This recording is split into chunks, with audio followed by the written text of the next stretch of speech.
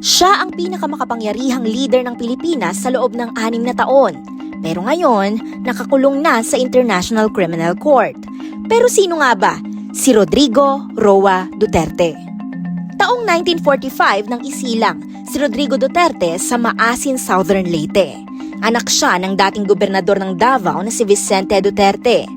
Noong 1988, nahalal siyang alkalde ng Davao City at namuno rito sa loob ng mahigit 2 dekada. Sa ilalim ng kanyang pamumuno, nakilala ang Davao bilang isa sa pinakaligtas na lungsod sa bansa. Noong 2016, nanalo siya bilang ika-16 na Pangulo ng Pilipinas. Nangako siyang susugpuin ng kriminalidad at iligal na droga. Ang kanyang war on drugs ang naging isa sa pinakakontrobersyal na kampanya sa kasaysayan ng bansa.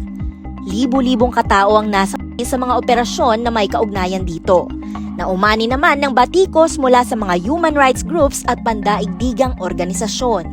Dahil sa mga alegasyon ng crimes against humanity, nagsagawa ng investigasyon ang International Criminal Court o ICC. Bagamat umatras ang Pilipinas sa Rome Statute noong 2019, sinabi ng ICC na mayroon pa rin itong jurisdiksyon sa mga kasong nangyari bago ang pagkalas ng bansa.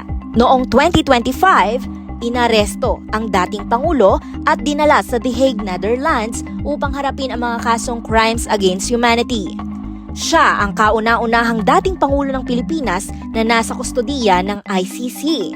Kaya naman ang tanong, paano nga ba maaalala ng kasaysayan si dating Pangulong Rodrigo Roa Duterte?